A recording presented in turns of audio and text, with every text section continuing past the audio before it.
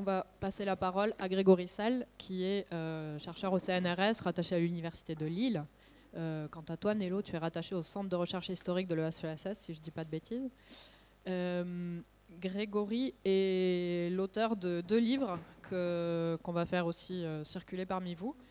Le premier s'appelle Superyacht, luxe, calme et écocide. Superyacht ou superyacht, d'ailleurs je ne sais jamais comment on prononce ça, enfin les gros bateaux des super riches. Est paru en 2021 si je ne dis pas de bêtises. Et Grégory, tu étais venu en parler lors du festival L'Histoire à venir il y a 2 ans, 1 an et demi, 2 ans. Le deuxième livre que tu as fait paraître s'appelle Qu'est-ce que le crime environnemental ? Et c'est dans ce livre, en plein milieu, qu'il y a un chapitre qui est consacré à la question du sable, au traitement médiatique notamment du sable. Voilà, on va les faire circuler parmi vous et on te donne la parole. Je ne sais pas si je te repasse ce micro. J'essaye ça. C'est bon. Super, là parfait. Allez, c'est parti. Merci beaucoup. Bonjour. Alors, on va partir du début du chapitre 4 du livre de Nello, intitulé Extractivisme ordinaire, et qui va nous servir de point de départ à double titre. Côté pile, la récente gloire médiatique du sable, qu'il évoque exemple à l'appui en signalant, vous l'avez entendu, une distorsion géographique liée à la focalisation sur les pays du Sud, avec l'effet de stigmatisation qui va avec, et on va enfoncer le clou. Et puis côté face, l'idée qu'en masse, je le cite, le granulat représente certainement la plus grande extraction du capitalocène. Un constat peu intuitif compte tenu de la tendance, au demeurant compréhensible, à se concentrer sur les énergies fossiles et les émissions de gaz à effet de serre. Et Nello renvoie notamment à une source institutionnelle, un rapport tamponné par le Programme des Nations Unies pour l'environnement, alias PNU, qui s'inscrit dans une série, on va y revenir. Et donc c'est ce double aspect que je vous propose de creuser en prévenant aussitôt que ce n'est qu'une esquisse sans commune mesure avec le travail réalisé par Nello. Ce n'est pas vraiment le fruit d'une recherche à proprement parler que je vous propose, même mes corpus textuels qui sont pourtant petits sont encore en chantier, mais disons que ça pose les jalons ou le cadre d'un travail qui combinerait enquête de terrain et analyse de discours dans une perspective très classique, voire carrément banale, mais qui peut quand même exercer un puissant effet de dénaturalisation et qui pourrait compléter l'approche, disons, matérialiste du travail de Nello par une étude du cadrage médiatique et du traitement politique de ce qui est volonté présenter comme crise, avec beaucoup de guillemets, du sable, mot de crise piégé par excellence, comme d'ailleurs celui de ressources. Alors je commence par le volet gloire médiatique, puisque c'est le foyer principal des représentations sociales courantes sur le sujet, les vôtres, les miennes. Il devient difficile aujourd'hui de plaider sérieusement l'ignorance quant à la situation inquiétante engendrée par la surexploitation du sable à l'échelle mondiale. Disons qu'en tout cas, elle a fait l'objet d'une couverture médiatique non négligeable. Donc il y a bien sûr évidemment des médias notoirement sensibles aux enjeux environnementaux, des médias qu'on appellera amis, comme Basta, Reporter ou Socialterre, mais on a pu aussi être familiarisé avec le sujet via des supports beaucoup moins échevelés, comme Les Échos ou Le Figaro pour la presse écrite, et par différents programmes audiovisuels.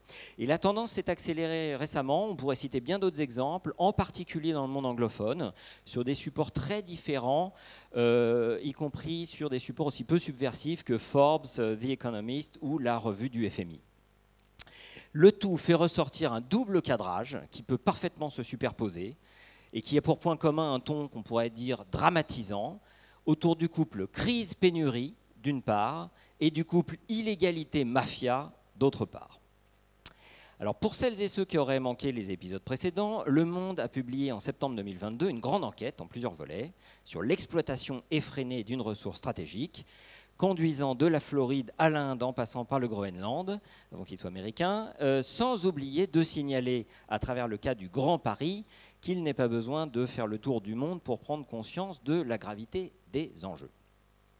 Il n'empêche que significativement, c'est par la face illégitime de la mondialisation que l'on commence avec un premier volet sur l'Inde et les mafias du sable, et pas du tout sur l'extractivisme ordinaire dont Nello vient de vous parler.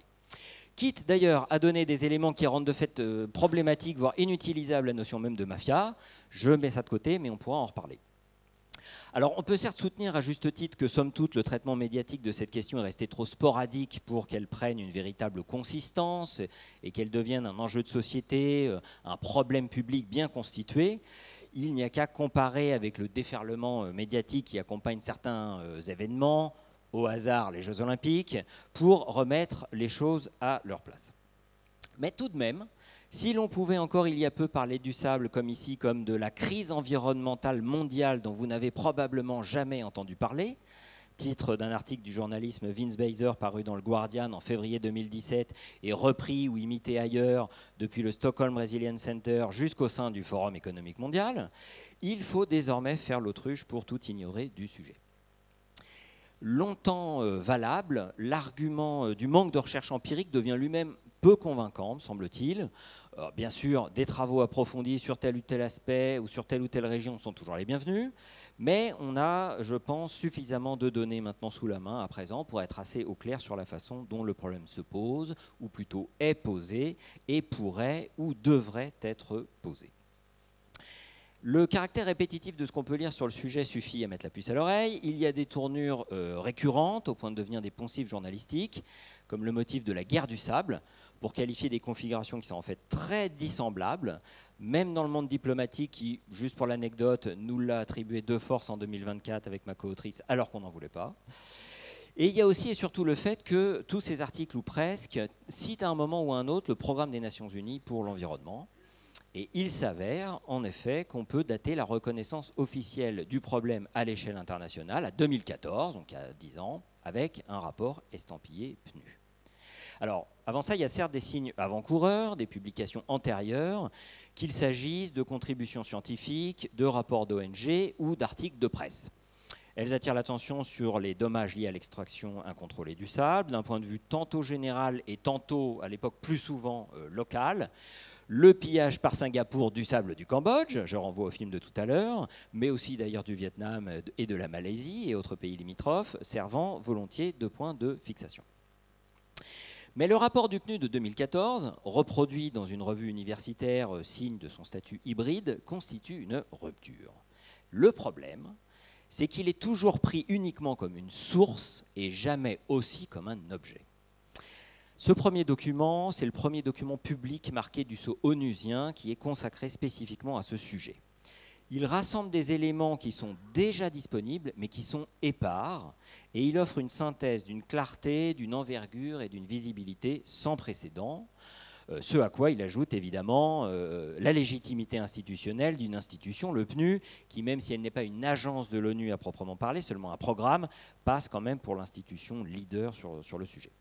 Le signataire principal est Pascal Peduzzi, un collègue de l'Université de Genève en sciences environnementales, avec une dizaine de contributeurs et de contributrices au nom du GRID, pour Global Resource Information Database, un organisme expert qui gravite dans l'orbite de l'ONU depuis le milieu des années 80 et qui joue ici un rôle décisif, et depuis aussi, puisqu'il est l'initiateur notamment de l'Observatoire mondial du sable. But avoué de ce document, c'est faire connaître un enjeu méconnu du grand public et même des décideurs, qui s'achève, et il s'achève ce document sur le fossé qui sépare la gravité objective du problème et la faiblesse de la conscience du problème. Il indique que la prise en charge politique n'est pas du tout à la hauteur de la situation. Le document a un ton tout à fait grave. Il paraît d'ailleurs, vous le voyez en haut à gauche, sous la forme d'une sorte d'alerte ou d'un signal d'alarme. Le document, derrière un titre qui ne fait apparaître qu'un argument, celui d'une rareté insoupçonnée, développe en fait un double argument. Le premier, c'est l'idée de conséquences délétères de l'exploitation, de la surexploitation du sable, avec des dégâts environnementaux qui sont considérables, des effets néfastes qui touchent la biodiversité, qui entraînent l'acidification des sols, qui aggravent l'érosion côtière, qui affaissent les protections naturelles contre les catastrophes, etc., avec un rôle jusque dans le dérèglement climatique. Et avec le sable, en outre, un cercle vertueux très particulier où l'extraction entraîne des perturbations qui, à leur tour, suscitent ou en tout cas justifient une extraction compensatoire, et ainsi de suite. Et puis le deuxième argument moins intuitif, c'est un risque de pénurie à venir en raison d'une dilapidation en quelques décennies d'une ressource, entre guillemets, très épais et qui clignote, formée pendant des siècles et même des millénaires. L'estimation à l'époque de la consommation est de 40 milliards de tonnes de granulats, donc sable et gravier par an, dont 15 pour le sable proprement dit. Alors, le document le dit bien, pas partout, pas tous les sables, mais tout de même, c'est un problème sérieux pour certains types de sables, notamment les sables dits industriels à haut taux de silice. C'est un problème dans certaines parties du monde et surtout pour certains écosystèmes, notamment dans les zones dites dynamiques, rivières, plages, etc. Et donc ça dit la double vérité du sable, matériau à la fois banal parce qu'il est bon marché et précieux parce qu'il est indispensable. Alors 2014, c'est tard et ce n'est pas tard selon le point de vue. C'est tard relativement à d'autres éléments considérés comme des ressources non renouvelables, mais ce n'est pas si tard que ça si on considère la force de l'intuition qui fait du sable une ressource surabondante, voire inépuisable, associée à des étendues infinies. Au début du XXIe siècle, l'idée même qu'on puisse manquer de sable à échéance prévisible aurait paru sans doute absurde au-delà d'un cercle très restreint de spécialistes. Et là, il y a peut-être un point de discussion avec Nello et avec vous, puisque tu suggères dans le livre que c'est un discours qui revêt avant tout une visée stratégique pour abaisser les réglementations environnementales, et en même temps, il semble avoir tout de même des fondements scientifiques robustes, et donc on pourra en discuter. Alors cette illusion d'optique du caractère infini trouve des points d'appui aussi bien dans la vulgarisation scientifique, comme ici avec un livre du géologiste Michael Wieland qui raconte une histoire sans fin, bon, sachant qu'il est officier comme conseiller pour plusieurs compagnies pétrolières, et des points d'appui dans la littérature de SF. Alors vous pensez peut-être à Dune, mais on peut citer aussi le succès récent d'un roman de Howie qui s'appelle Outre-sable, dont le titre original est en fait tout simplement Sand. Et il suffit de penser au phénomène bien réel de la désertification, et par ailleurs à celui des tempêtes de sable, en Chine par exemple, pour penser que le problème serait l'excès de sable, plutôt que le manque de sable. Ce en quoi on néglige en fait le fait qu'il ne s'agit pas du même sable, qu'il y a des sables avec différentes caractéristiques et qui se prêtent plus ou moins à différents usages. Mais je ne rentre pas là-dedans ici. Alors c'est ce qui explique en tout cas qu'en même temps, le débat scientifique international tourne autour de la disparition ou non et dans quelle mesure des plages de sable. Ce qui fait que la perception spontanée associant le sable à l'infini est moins fiable qu'il n'y paraît et même est trompeuse, c'est qu'elle nous rend doublement inattentifs ou voire aveugles. Premièrement, aux menaces qui pèsent sur les conditions naturelles d'existence du sable, c'est-à-dire aux mécanismes géophysiques de très longue durée qui assurent sa reproduction, d'où le problème notamment posé par les barrages qui sont un obstacle majeur à la régénération. Et deuxièmement, aux conflits socio-économiques d'appropriation de plus en plus vifs dont le sable fait l'objet en tant que ressource monnayable. C'est son caractère de marchandise. À cet égard, le sable est pris dans une contradiction exprimée par l'estimation donnée ou relayée par le géologue Éric Chaumillon, c'est-à-dire que le sable est hyper abondant, 120 millions de milliards de tonnes, et pourtant fini puisque quantifiable. Et de la quantification à la marchandisation, il n'y a qu'un pas, et on trouve diverses estimations, elles-mêmes vendues à vil prix, donc j'ai que les résumés sous la main, du marché mondial du sable. Alors je reviens au document du PNUD, parce que son origine est tout à fait surprenante, elle est explicitée dans les remerciements, et une fois n'est pas coutume, c'est un documentaire que vous connaissez peut-être. Sable, enquête sur une disparition, documentaire de Denis de Lestrac, rebaptisé significativement Les Guerres du sable en anglais. Sa première diffusion sur Arte date de mai 2013. Il fait un record d'audience, justifié d'ailleurs. Il est récompensé par un prix. Et le document du PNUD, lui, emprunte à la fois des exemples édifiants, comme celui des îles artificielles de Dubaï, des chiffres frappants, comme le fait que 1 km d'autoroute égale 30 000 tonnes de sable, qui circulent depuis, et puis des idées générales, comme le constat saisissant que le sable est la deuxième matière la plus consommée au monde après l'eau, on l'a dit tout à l'heure, et donc le minéral le plus prisé, quelque chose qui est fréquemment repris depuis. Mais l'interprétation du document du PNUD est en retrait. Le documentaire de Denis de Lestrac s'efforçait de faire du sable le révélateur d'une logique générale de déprédation, au sens de pillage plus gaspillage, des ressources naturelles entraînées par la logique même du développement, guillemets aussi. Alors certes, le film ne mentionnait pas explicitement le capital, la loi du capital ou le capitalisme, mais il évoquait tout de même la logique du profit, il parlait de la spéculation, et il s'efforçait de présenter le sable comme révélateur d'un fonctionnement économique organisé autour d'un impératif de croissance. Le document du PNUD, lui, se garde d'aller sur ce terrain tout à fait glissant. Et de fait, il souffre de plusieurs biais, qu'on trouve peu ou prou, en dépit de quelques inflexions, dans le rapport nettement plus étoffé de 2019, puis dans celui de 2022, sachant que c'est celui de 2022 qui introduit les notions de justice et d'équité. Il faut donc être patient. Je vais mettre l'accent sur le document de 2014 parce que c'est lui qui a fixé le cadre médiatique depuis lors, avec des biais qui tiennent évidemment à ses conditions de production, au cadre officiel pour lequel il est produit, mais aussi, on pourra en discuter, à une perspective étroitement sciences de la vie et de la terre, disons, et pas du tout, ou très très peu, disons pas du tout, sciences sociales. Alors je vais distinguer 3 biais qui vont vous rappeler ce que vous avez entendu. Premier biais, le rapport fait l'impasse sur les rapports sociaux et les rapports de pouvoir. Il y a bien une mention des conséquences socio-économiques, culturelles et même politiques, mais précisément, elle se focalise sur les conséquences aux dépens des causes, et c'est une mention qui est tout à fait allusive, même compte tenu de la concision du document. Rien sur les rapports de propriété, la répartition des revenus, les classes sociales ou même l'accès au marché du travail. Les inégalités elles-mêmes n'apparaissent pas, même pas la pauvreté. Bref, une approche non relationnelle et non conflictuelle, non sociologique. Plus surprenant presque, il n'y a aucune mention explicite de l'Anthropocène, alors que le document se situe implicitement dans ce cadre, puisque l'agent transformateur désigné est l'humanité générique.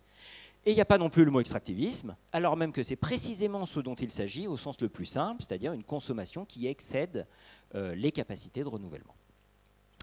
Deuxième point, c'est le juridisme, une vision binaire et simpliste qui oppose commodément légalité et illégalité, comme si le problème était seulement dû à la corruption et à la faiblesse de la gouvernance, toujours avec des guillemets. Il y a une tendance à mettre l'accent outre mesure sur l'extraction illégale, en minorant, voire en dédouanant les dégâts causés par les pratiques légales, en occultant à la fois la sociologie et l'écologie. Et là encore, la quantification est à double tranchant. Le fait d'évaluer à 30% ou 40% ou 50%, comme on le fait pour le Maroc ou pour le Bangladesh par exemple, la part illégale de l'exploitation, en donnant un ordre de grandeur qu'il ne resterait plus qu'à affiner ou qu'à préciser, c'est masquer le fait que l'opération de quantification suggère qu'on pourrait séparer plus ou moins hermétiquement les deux, légal d'un côté et illégal de l'autre, ce qui en fait est loin d'être évident. Alors on rejoint ici une approche critique de la notion de crime organisé pour raisonner en termes de configuration politico-criminelle ou de coalition prédatrice, mêlant l'officiel et l'officieux. Wallerstein, par exemple, parlait du versant mafieux de l'activité entrepreneuriale capitaliste. Bon.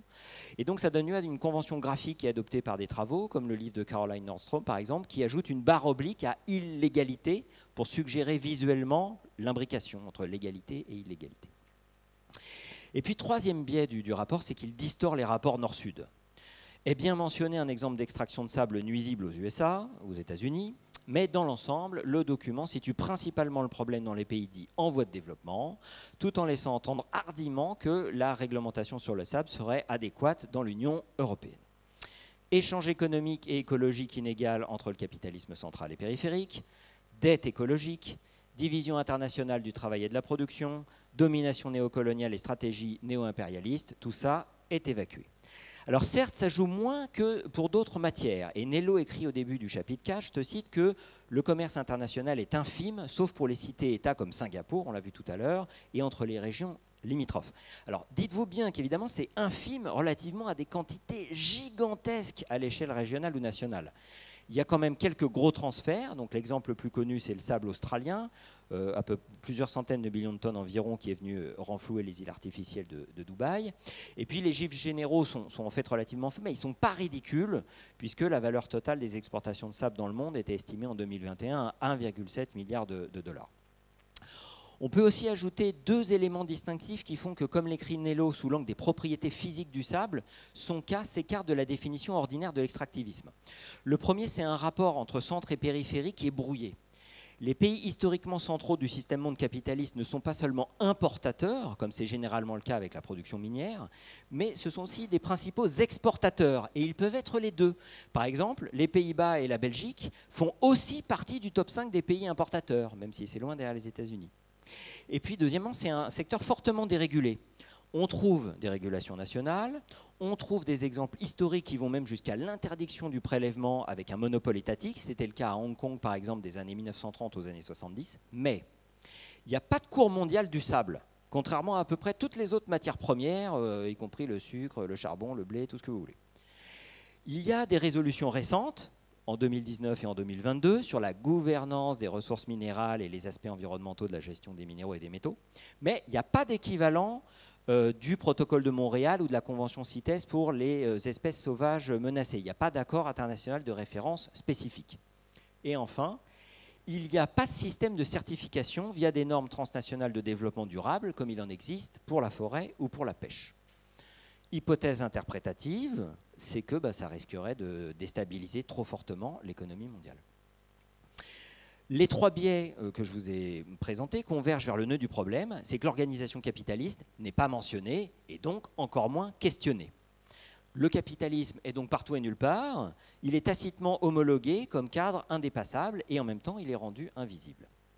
Or, s'il y a bien quelque chose qui est désormais mis en relief dès que le sujet est abordé, y compris dans les documents du PNU ou leurs dérivés, c'est que le capitalisme agricole / industriel / urbain / numérique est littéralement fait de sable.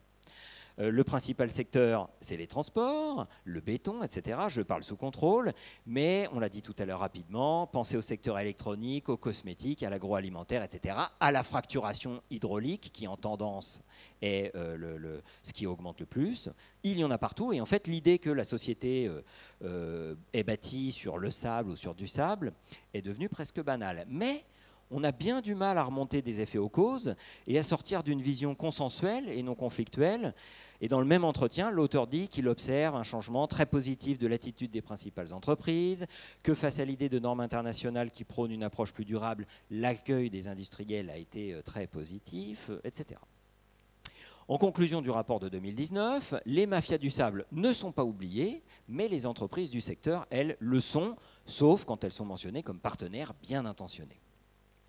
Alors vous me direz, bon, il est bien gentil, mais c'est un peu naïf son affaire.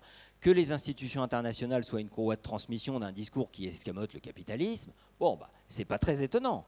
Surtout au regard de l'évolution du PNU, qui, après les tiraillements des origines, puisque le programme est créé en 1972, année du rapport Meadows, le PNU s'est progressivement aligné sur le modèle de la croissance verte, notamment pendant la période où Hakim Steiner était à sa tête, était DG des années 2006 ou 2016 avant de passer au PNUD. Et donc ça reflète ce qu'un certain nombre d'études nomment, il faudrait discuter du terme d'ailleurs, la dépolitisation sous couvert d'expertise. Mais le problème est ailleurs. Il réside dans la diffusion, dans la validation, et c'est là-dessus que je voudrais insister. C'est qu'il y a une absence de conflit de cadrage et un renforcement circulaire d'énoncés et de données repris et répétés à l'identique un peu partout, des comptes rendus journalistiques jusqu'aux publications scientifiques et jusqu'au Sénat, où l'on retrouve, comme ici, des figures imposées du genre. Au point qu'on est tenté de parler à la manière de Loïc Vacan dans un tout autre contexte, d'une sorte de complicité ou de connivence structurale entre différents champs, en l'absence de contre-discours ou de controverses comme il en existe sur le nucléaire, par exemple, y compris entre des gens par ailleurs proches.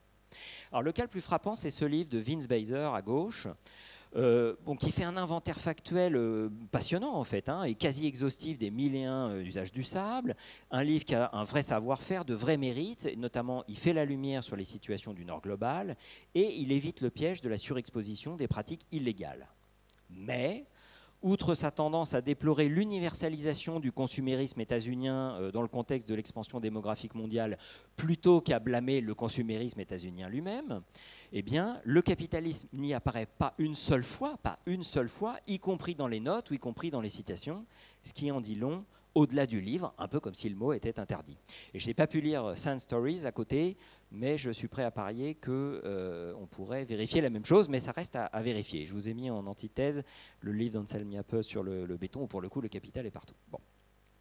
Alors le problème, c'est que ce cadrage n'épargne pas le champ scientifique, avec des articles qui prennent les études tamponnées par le PNU comme des points de départ sans distance. Je vous ai pris des exemples dans les revues centrales du champ, mais ce ne sont pas du tout des cas isolés. On retrouve les mêmes travers, focalisation sur la consommation au détriment de la production, sur la hausse démographique plutôt que sur la dynamique du capital, éventuellement assortie d'une mention tout à fait douteuse à la tragédie des communs, sur les pays du Sud plutôt que les pays du Nord, sur les activités illégales plutôt que sur la dévastation légale. Et par ricochet, ce n'est pas sans effet sur l'appréhension militante, aussi défendable soit-elle. Par exemple, cette association, tout à fait respectable, renvoie à une infographie produite par l'ADEME, visuellement accrocheuse, qui renvoie notamment vers un article du Monde, qui lui-même reprend le cadrage diffusé par les institutions internationales, tout ça étant à la fois éclairant, mais comportant aussi des zones d'ombre. Alors récemment, quelques tentatives, en plus de celles de Nello, récentes, ont essayé de rectifier le tir, mais le prix est pli. Le pli est pris. Certes, les lignes bougent un peu au fur et à mesure des rapports successifs du PNU. Le rapport de 2022 est un peu plus teinté justice environnementale, même si l'expression n'apparaît même pas telle qu'elle.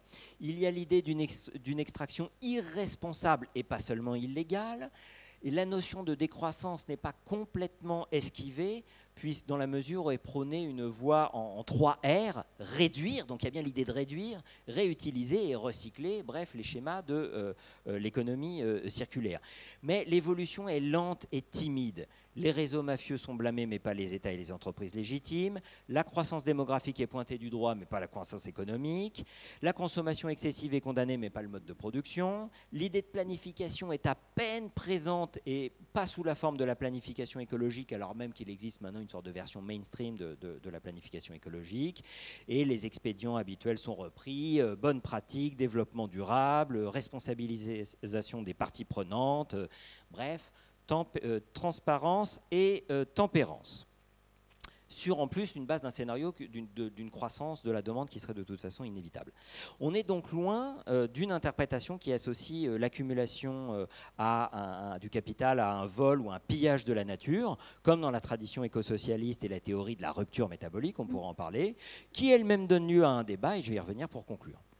Alors ici et là, on trouve bien des formules qui indiquent qu'il faudrait changer de mode de pensée ou de mode de vie pour rester dans les limites planétaires, mais de façon tout à fait inconséquente, pas de sobriété, pas d'égalité, et même la justice environnementale est à peine présente. Alors, on pourrait toujours penser que c'est tactique, une manière d'essayer d'avancer concrètement des pions au prix d'euphémismes pour éviter les mots qui fâchent. Mais d'une part, aucun indice ne le laisse penser, et d'autre part, dans le contexte de la crise financière, dans le contexte de l'après-crise financière de 2008, on pouvait au moins se permettre de tenir un discours de type réformiste, il faut réinventer le capitalisme, etc. Ce qui n'est pas le cas. Et d'où une sorte de schisme de réalité, pour parler comme Amidan et Stéphane Aïkout au sujet du climat, qui pointait les illusions d'une gestion apolitique et isolée, d'une amélioration graduelle et parcellaire, mais qui ne touche pas au cadre même de la mondialisation, d'un environnementalisme superficiel, etc. C'est que d'un côté, on a des projections très inquiétantes, voici celle de l'OCDE pour 2060, qui vont à l'opposé du signal d'alarme tiré par le PNU, et rien dans la période récente, à commencer par l'annihilation de la bande de Gaza, n'a des chances de les démentir. De sorte que le sable illustre de manière frappante le double mouvement distingué par Alain Beer de devenir monde du capital et de devenir capital du monde, en termes d'étendue spatiale et de profondeur sociale. Et de l'autre, le capitalisme, comme mode de production fondé sur l'exploitation du vivant, est effacé des discours publics. Et on ne touche donc jamais au cœur du problème. Et donc il y a bien des recommandations, des résolutions qui valent sans doute mieux que rien du tout. Mais même sur le plan discursif, elles ne permettent pas d'esquisser une véritable voie de sortie. Ce qui participe du greenwashing au sens élargi proposé dans l'introduction d'un manuel qu'il est inutile de présenter ici. Je termine pour vous dire que remettre le capitalisme au centre de la discussion, ce n'est pas fermer cette discussion, mais simplement, dans mon esprit, empêcher de poser le problème de manière irréaliste ou biaisée ou tronquée. Et en fait, ça ouvre la discussion, mais autrement, et ça ouvre sur des points de discussion, voire des vraies lignes de clivage, des vrais désaccords qui ne manquent pas. J'en donne juste 3, mais il y en aurait d'autres. Le premier, c'est la question de l'unité ou de la diversité du capitalisme. Est-ce qu'il ne faudrait pas parler des capitalismes une fois pour toutes? Parce qu'en fait, il y a des régimes d'accumulation, des configurations institutionnelles qui sont en fait fortement distinctes. Le deuxième, c'est la force et l'efficacité des contradictions internes au capitalisme dans l'exploitation de la nature. Quelles sont les logiques secondaires? Quelles sont les contre-tendances, etc. Et le troisième, c'est la question des principes, des modalités et des stratégies autour de la décroissance, terme qui ne fait pas l'unanimité, même chez des gens qui peuvent être très proches par ailleurs. Dans le dernier livre de Nancy Fraser, par exemple, sur le capitalisme est un cannibalisme, voilà, elle a fait plusieurs entretiens qui ne sont pas très décroissance. Voilà. J'en termine là, j'ai un petit bonus track sans de mafia pour vous donner un peu l'idée des tendances. On pourra en discuter si vous le souhaitez. Merci pour votre écoute.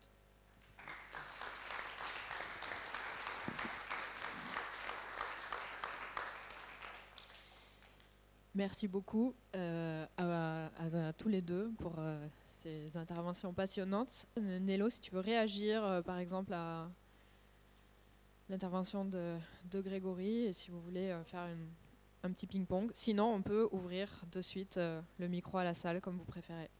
Oui, non, mais alors moi, on savait pas ce qu'on allait raconter. Enfin, moi, je savais pas ce que tu allais raconter en tout cas. Oui, mais ça se complète très bien. Oui, non, je vais pas trop parler. Sur la question en effet, des pénuries, etc. C'est assez intéressant. Enfin, c'est quelque chose que j'ai étudié. Et en effet, dans le bouquin, en réalité, ça apparaît dans les années 60 aussi en France. La question de pénurie, donc tout pareil qu'aujourd'hui, les pénuries, etc. Donc, il y a 60 ans, on en parle déjà, tout pareil, le sable, pénurie. Les ponts et chaussées sont très inquiets, et donc à chaque fois je dis les ponts et chaussées parce que c'est eux vraiment qui sont les grands responsables de toutes ces grandes infrastructures de transport, et pour moi c'était l'archive idéale parce que quand on a un acteur qui contrôle autant de projets en même temps, et bien c'est assez pratique pour étudier. Donc les ponts et chaussées, quand il y a le district parisien en 1965, donc le district parisien c'est tout un tas d'énormes infrastructures, des RER, des villes nouvelles, enfin vraiment quelque chose de massif, et à ce moment-là se disent oups, on va manquer de sable. Donc en 63, ils commencent à cartographier toute la France, tous les gisements possibles, comme je vous l'ai dit, toutes les rivières. Ils publient des cartes détaillées, de plus en plus précises, etc. Et donc ça apparaît. Parce qu'en effet, les gisements des rivières disparaissent. Enfin, ce que je vous dis, on vide les rivières. Donc ça, c'est vrai. Donc on ne peut pas dire c'est un mensonge. Ce que font les carriers à ce moment-là, et c'est là qu'il y a une utilisation instrumentale et stratégique, c'est de dire laissez-nous extraire,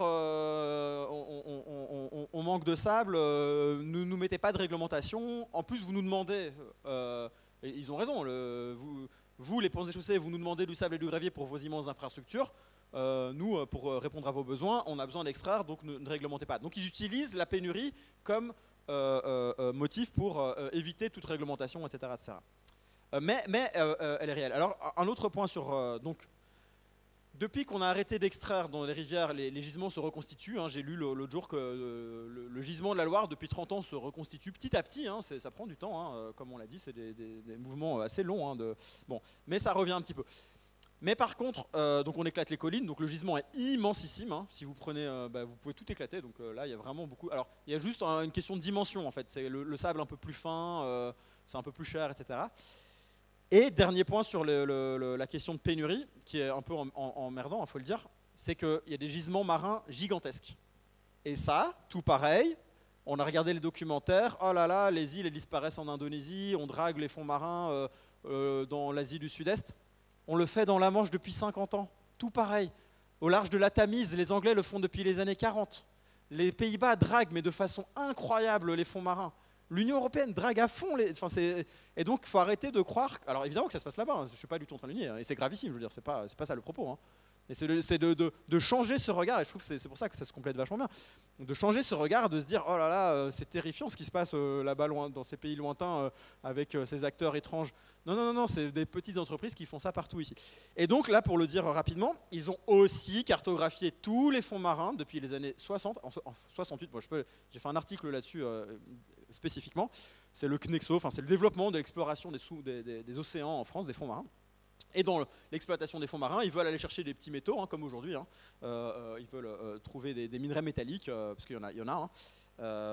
Et une des missions du CNEXO, donc de l'institution qui va vouloir exploiter les fonds marins, c'est le granulat, c'est le sable et le gravier. C'est explicite. Et ils veulent alimenter Paris en granulat marin. Ils veulent envoyer des millions et des dizaines de millions de tonnes chaque année par barge donc c'est au large du Havre vers Paris. Alors, je vous fais à la fin de l'histoire. Donc il y a des gisements gigantesques au large de tous les estuaires. Parce qu'en fait, c'est simple, les rivières, elles déposent millénaire après millénaire des quantités phénoménales de sable et de gravier, juste là, au large du Havre, au large de Nantes, etc., etc. Donc il y en a mais vraiment c'est des centaines de milliards de mètres cubes. Ce qui pose problème, c'est que c'est trop cher. C'est comme les histoires de pétrole. Là. On dit il n'y aura plus de pétrole, etc. À un moment, ça devient rentable, alors on y va. On éclate l'Amazonie, on éclate le Groenland, on éclate l'Arctique, tout ce que vous voulez. C'est pareil en fait. C'est là, je veux dire, pour l'instant, c'est trop cher. Donc, le projet est là, ça existe depuis 50 ans, mais ils n'ont jamais alimenté Paris, c'était trop cher. Il fallait. En fait, il faut désaliniser, je vous passe le truc, il faut des infrastructures un peu importantes, il faut une drague qui va un peu profond. Donc, c'est des petits coûts, mais comme ça vaut rien, le sable et le gravier, encore aujourd'hui, c'est 10 € la tonne, donc c'est pas cher. C'est quand même relativement plus cher l'extraction de sable marin. Donc voilà, ça rejoint l'histoire de pénurie. Donc l'histoire de pénurie, voilà, il faudrait la préciser, ça va dépendre du type de qualité de sable, etc. Mais le panorama général, c'est qu'en effet, c'est plutôt un excès de sable. Tout comme pour le pétrole, en fait. Ça, c'est Jean-Baptiste Ressos, que vous connaissez sans doute, qui, moi, m'avait fait remarquer ça un jour. Il m'avait dit, mais en fait, le problème du pétrole, on n'arrête pas de dire qu'il y aura le pic de pétrole, ça va être la fin du pétrole. Ben non, c'est qu'il y en a trop. Et c'est pareil que le sable, il y en a vraiment trop. C'est intéressant de renverser, au moins pour nous faire réfléchir, de renverser l'idée quoi, de pénurie à excès. Bon voilà, donc je complète un peu, mais je ne sais pas si c'est intéressant.